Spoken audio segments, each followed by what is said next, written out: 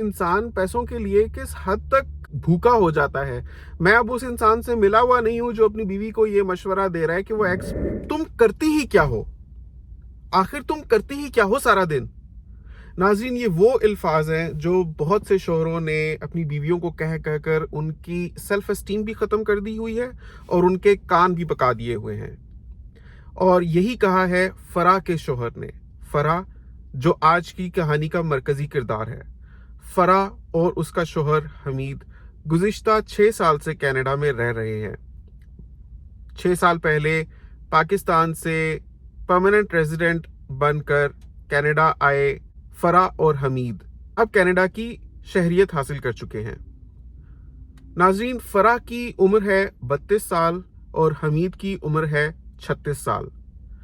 फराह ने कनाडा में आकर एज अ सेल्स रिप्रेजेंटेटिव काम किया।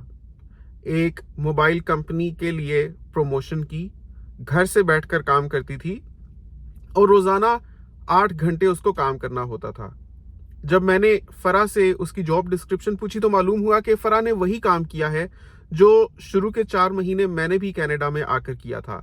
और नाजरीन, वो काम करके मुझे अंदाज़ा है कि इंसान को कितना थका देने वाला काम है, क्योंकि आपको बैक टू बैक कॉल्स आ रही होती हैं और 8 घंटे की उस वर्क शिफ्ट में सिर्फ 2 15-15 मिनट्स की ब्रेक्स होती थी और उस 8 घंटे की कारकर्दगी आपकी लम्हा बलम्हा मॉनिटर की जा रही होती है। इसलिए आप ऐसा नहीं कर सकते कि एक कॉल आई उसके बाद अपनी मर्जी से कुछ ब्रेक ले लें, उसके बाद जैसे ही अगली कॉल आएगी आपको फौरन से कंपनी के लिए प्रमोशन उसमें स्टार्ट कर देनी होती थी।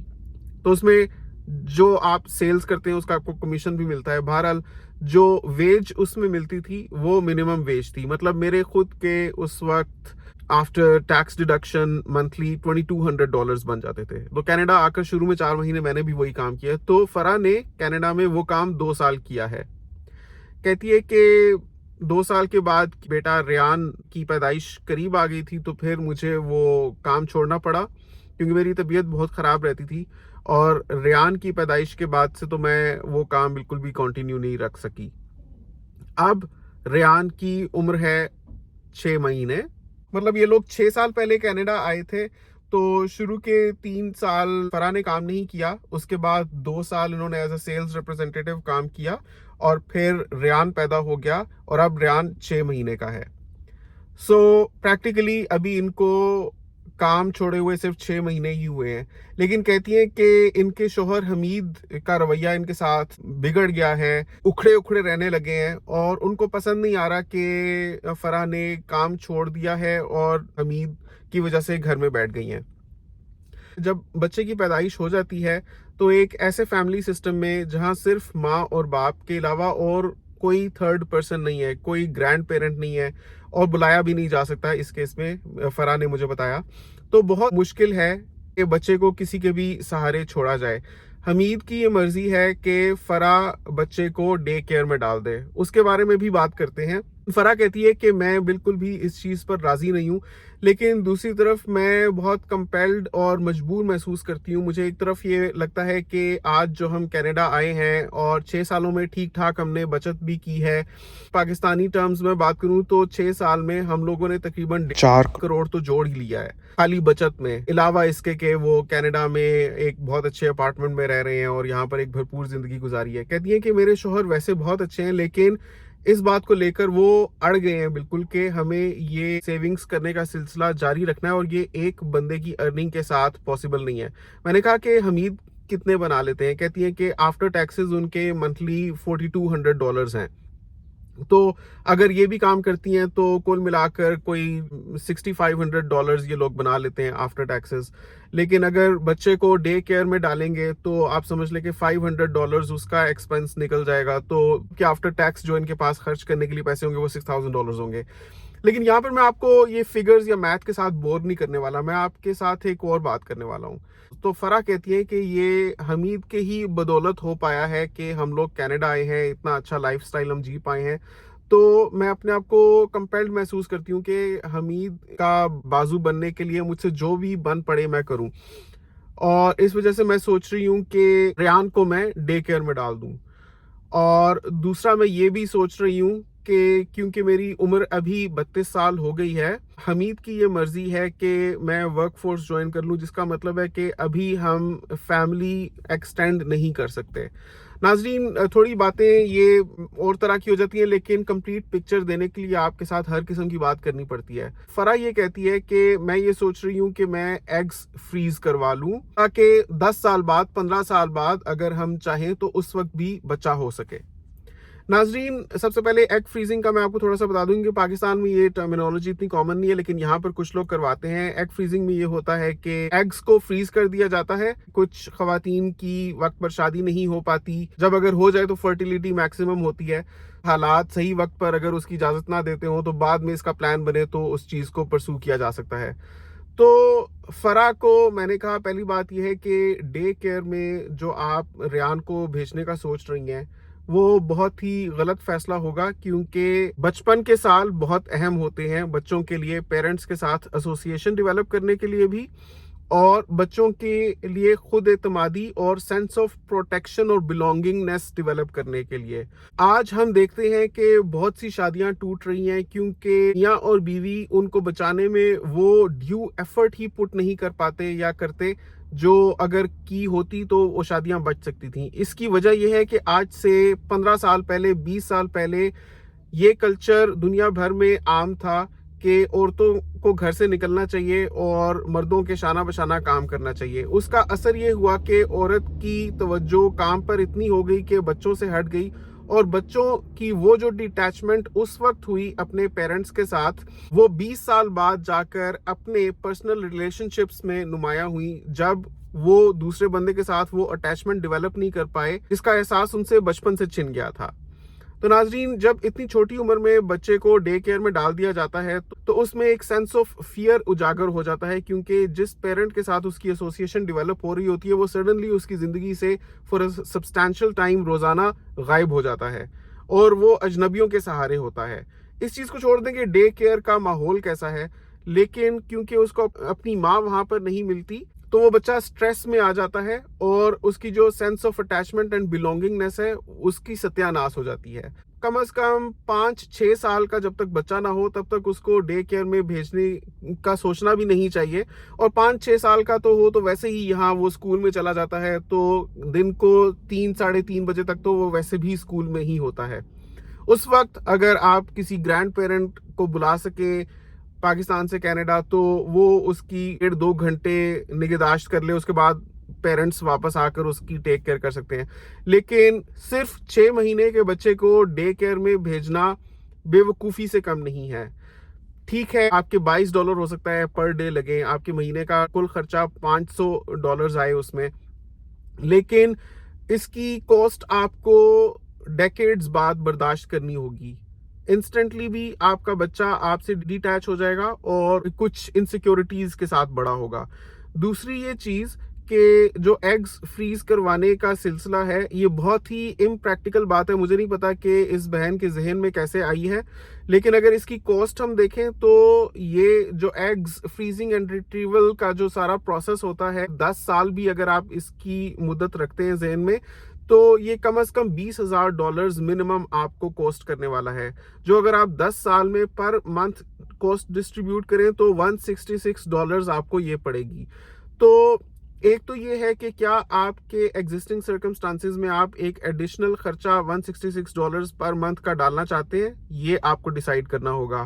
دوسرا یہ کہ یہ بہت ہی رسکی عمل ہے، کیونکہ 10 سال بعد آپ کی عمر جو ابھی 32 سال ہے اس وقت 42 سال کی ہوگی، تو it's not just about freezing the egg تو ہیلدی رہ سکتا ہے، لیکن اس وقت جب دوبارہ پریگننسی کا عمل ہوگا تو حالات آپ کے لیے سازگار نہیں ہوں گے، ہو سکتا ہے کہ اتنی کاسٹ بیئر کرنے کے بعد بھی آپ کو کوئی اس کا فروٹ نہ ملے۔ تیسری یہ چیز ہے کہ 10 سال میں زندگی بہت داؤ پیچ کھاتی ہے اور بہت سے پینترے بدلتی ہے اور حالات بالکل ہی مختلف ہو سکتے ہیں۔ آپ 10 سال بعد کا فیصلہ آج کے ایگزسٹنگ سرکمسٹانسز کی بنیاد پر لے رہی ہیں اور اس میں آپ $thousands جھونکنے کا سوچ رہی ہیں۔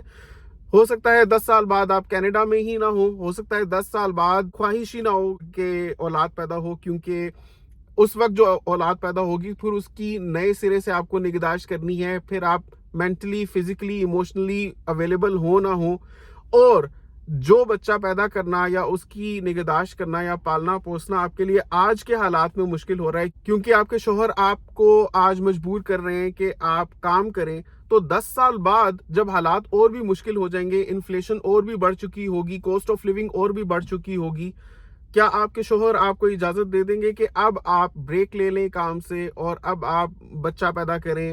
میں نے کہا کہ یہ ایگز فریزنگ کا خیال آپ کے ذہن میں آیا بھی کیسے؟ کیا آپ نے کسی کو دیکھا ہے یا کچھ؟ کہتی ہیں کہ حمید مجھے یہ کہہ رہے ہیں کہ تم ایگ فریز کروا لو. تو ناظرین, میں نے سوچا کہ انسان پیسوں کے لیے کس حد تک بھوکا ہو جاتا ہے. میں اب اس انسان سے ملا ہوا نہیں ہوں جو اپنی بیوی کو یہ مشورہ دے رہا ہے کہ وہ ایگز فریز کروا لے. اس کو یہ احساس نہیں ہے کہ اس کی بیوی آلریڈی 32 سال کی ہے, اور مانے نہ مانے there is a biological cycle, biological clock that ticks especially for women. تو 32 سال میں ابھی ان کا صرف ایک بچہ ہے. ان کو چاہیے کہ جتنا بھی پروگرام ہے یہ کر کے, مطلب کہ دیز آر دا ایئرز. بعض لوگ کینیڈا آ کر اپنے آپ کو اتنا ماڈرن کیوں محسوس کرنا شروع کر دیتے ہیں, یا ان کو لگتا ہے کہ اب ان کے اخلاقی اقدار بالکل بدل چکے ہیں اور ان پہ وہ قوانین یا وہ اخلاقی قدریں لاگو نہیں ہوتی جن کے ساتھ وہ بڑے ہوئے تھے یا جو اس ملک میں رائج تھی جس سے وہ موو کر کے کینیڈا آئے ہیں, کہ یہاں آ کر وہ ایگز فریزنگ کا سوچ رہے ہیں, اور وہ اپنی اس بیوی کو جس بیچاری کی 32 سال کی عمر میں ایک بیٹے کی پیدائش ہوئی ہے مجبور کر رہے ہیں کہ بیٹے کو چھوڑے اور وہ کام پر واپس توجہ دے اور جاب حاصل کرنے کی کوشش کرے. علاوہ ازیں میں سوچتا ہوں کہ وہ کس قسم کا باپ ہے جس کو اتنی مدت کے بعد بیٹے کی پیدائش کی اتنی بھی خوشی نہیں ہے کہ وہ اس بیٹے کو سائیڈ پہ کر کے اس کو ڈے کیئر کے حوالے کر کے اپنی بیوی کو فورس کر رہے کہ وہ کام پر توجہ دے.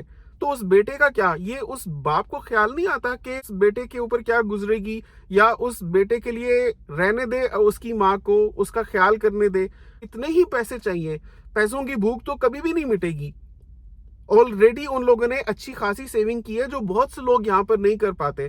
وہ بیچاری 2 سال لگ کے محنت کر کے اس کے ساتھ کنٹریبیوٹ کرتی رہی ہے, اور she is been bringing food to the table, حالانکہ یہ مرد کی ذمہ داری ہونی چاہیے تھی. تو مجھے سمجھ نہیں آتی کیسے یہ لوگ آ کر کینیڈا میں یا ویسٹرن ممالک میں بالکل ہی بدل جاتے ہیں. پاکستان میں تو ہم لوگ پریفر کرتے ہیں کہ ہماری بیویاں کام ہی نہ کریں, ہم لوگ خود ہی فائنینشیل برڈن لیں اور خود ہی اپنی فیملی کے لیے پرووائڈ کریں. مین tends to be the alpha میل. لیکن یہاں پر آ کر ایسے بدل جاتے ہیں کہ لٹھ لے کر بیوی کے پیچھے پڑے ہوئے ہیں کہ کام کرو کام کرو کام کرو, پیسہ جوڑ کے لاؤ. وہ بیچاری پیسہ جوڑ کے لا رہی ہے, اپنے اوپر نہیں لگا رہی, وہ ساری سیونگ میں جا رہا ہے. It's only because of the fact کہ فرح بھی ساتھ میں کام کرتی رہی ہے 2 سال اور بہت محنت کرتی رہی ہے کہ they've been able to save. لیکن وہ جس قسم کا کام کرتی رہی ہے وہ میں نے خود کیا ہوا, that's an extremely difficult کام. کہتی ہے کہ اسی وجہ سے ریان کی پیدائش بھی اتنی لیٹ ہوئی ہے کیونکہ میں کام کر رہی تھی. یہ تو فائنلی میری مدر نے مجھے سمجھایا, میری بہنوں نے مجھے سمجھایا کہ دس از گیٹنگ ٹو لیٹ, اگر اب نہیں تو کب. تو پھر یہ پریگننسی ہوئی اور ریان پیدا ہوا. لیکن اس کی پیدائش کے صرف 6 مہینے کے بعد ہی باپ ہے ٹرائز کر رہا ہے ماں کو کہ کام کرو. تو ناظرین, میں نے تو فرح کو مشورہ دیا کہ بالکل بھی آپ کو ڈے کیئر کا سوچنا بھی نہیں چاہیے. حمید اگر بضد ہے کہ ریان کو ڈے کیئر میں ڈالا جائے اور آپ کام کریں تو آپ اپنا سٹینڈ لیں. Enough is enough. There's a limit to which you can drag things. بعض اوقات زندگی میں وقت اور حالات انسان کو ایسے موڑ پر لے آتے ہیں کہ انسان کو نہ کہنا ہی پڑتا ہے.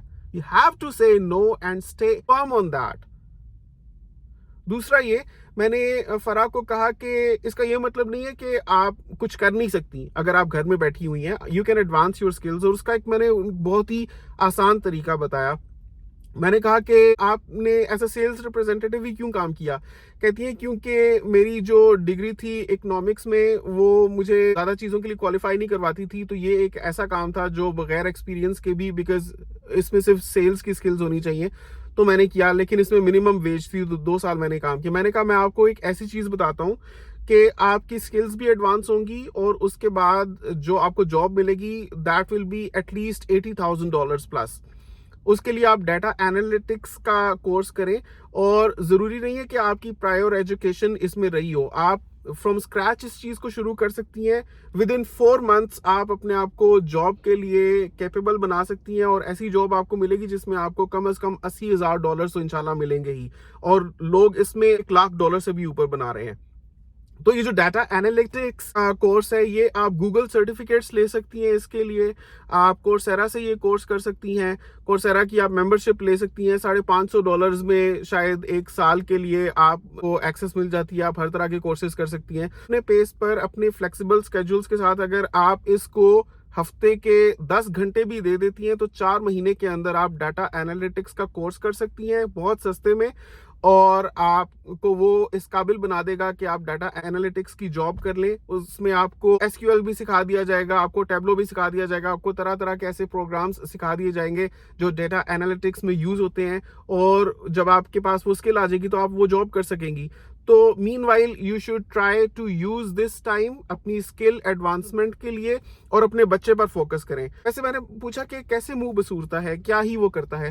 کہتی ہے کہ اکھڑے رہتے ہیں, سارا دن میں اکیلی ہوتی ہوں, بچے کی ٹیک کیئر کرتی ہوں, اس کے بعد آفس سے واپس آتے ہیں تو میرے ساتھ بات نہیں کرتے, کھانا لگانے میں ذرا دیر ہو جائے تو چڑچڑے ہو جاتے ہیں کہ, اور یہ ان کے زبان پر رہتا ہے کہ تم سارا دن کرتی ہی کیا ہو.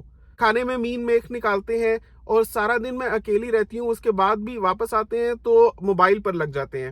میں اگر کوئی بات کرنے کی کوشش کروں تو چڑچڑے ہو کر مجھے الٹا سا جواب دے دیتے ہیں. نہیں ہوتا کہ کبھی مجھے باہر لے جائیں, ویکینڈ پر مجھے لے کر جاتے ہیں, لیکن اس میں بھی وہ بس موبائل پہ بزی رہتے ہیں, میرے ساتھ بات نہیں کرتے. تو میں بہت ہی سوشل ایکسکلوژن میں جاتی جا رہی ہوں, بہت اکیلی اور تنہا میں محسوس کرتی ہوں کہ میرا شوہر ہی مجھ سے بات نہیں کرتا, اور ان کے علاوہ میرا یہاں پر کوئی نہیں ہے. تو میں نے فرح کو سمجھایا کہ بالکل بھی آپ کو ٹینشن لینے کی ضرورت نہیں ہے, آپ فرم سٹینڈ لیں, ریان کے اوپر توجہ دیں, اپنی اسکل ایڈوانسمنٹ کرنے کی کوشش کریں, اور حمید کو سمجھانے کی کوشش کریں. اور اگر آپ کے بدستور سمجھانے کے بعد بھی یہ بندہ نہیں سمجھتا تو سمجھ جائیں کہ the problem is deeper rooted. اس کا مطلب ہے کہ شاید یہ بندہ آپ کو استعمال کر رہا ہے خود پیسے بنانے کے لیے, شاید آپ یوز ہو رہی ہیں اس سچویشن میں. But you should always say no to slavery. Slavery کی بہت سی فارمز ہوتی ہیں. پہلے ہم سمجھتے تھے کہ وہی لوگ جن کو چینز میں باندھا جا رہا ہے, جن کے کوئی ہیومن رائٹس نہیں ہے, صرف وہی سلیوز ہیں. حقیقت یہ ہے کہ آج کے دور میں فری انسان بھی سلیوز ہیں, اور ان میں سے ایک میجورٹی عورتوں کی ہے. اور نہ صرف ہمارے مشرقی ممالک میں بلکہ باہر آ کے مغربی ممالک میں بھی they are being treated as slaves by their own husbands. تو آپ کو اپنے رائٹس کو سمجھنا ہے, پہچاننا ہے, اپنی پرائیورٹیز کو سمجھنا ہے. ایگز فریزنگ کا ذہن سے نکال دیں, بلکہ اگر آپ کو اور بچے چاہیے تو آپ اپنی فیملی ایکسٹینشن پر توجہ دیں. And these are the years that you should be thinking and focused on this thing. اپنے شوہر کو سمجھائیں, سمجھے اچھی بات, لیکن بدستور سمجھانے کے بعد بھی, آپ کے صبر کرنے کے باوجود بھی اس بندے کا اگر رویہ نہیں سدھرتا تو may be you can think about better options for yourself. لیکن اگر آپ نے وہ نہیں سوچنا, so just stay firm on your decision. ناظرین, اس کے علاوہ میں نے فرح کو یہ کہا کہ جیسے کہ وہ کہہ رہی تھی کہ یہ حمید کا احسان ہے اس کے اوپر کہ وہ پاکستان سے اس کو کینیڈا لے کر آیا ہے, وہ اس کی وجہ سے کینیڈا آ پائی ہے. تو میں نے فرح کو یہ سمجھایا کہ وہ اس کی وجہ سے نہیں, اپنے نصیب کی وجہ سے کینیڈا آئی ہے. ہو سکتا ہے کہ اللہ نے اس کے نصیب میں کینیڈا آنا فرح کی وجہ سے لکھا ہو. کچھ لوگوں کو یہ زوم ہوتا ہے, یہ غلط فہمی ہوتی ہے کہ وہ اپنی قابلیت کی بنیاد پر اللہ کی بلیسنگز حاصل کر رہے ہیں. کسی کی بہت اچھی نوکری لگ جاتی ہے, کسی کا کوئی بہت اچھا بزنس چل جاتا ہے, کسی کو بہت شہرت مل جاتی ہے, تو لوگ سمجھتے ہیں کہ ان کے اندر کوئی ایسی صلاحیت تھی جس کی وجہ سے ایسے ہو پایا.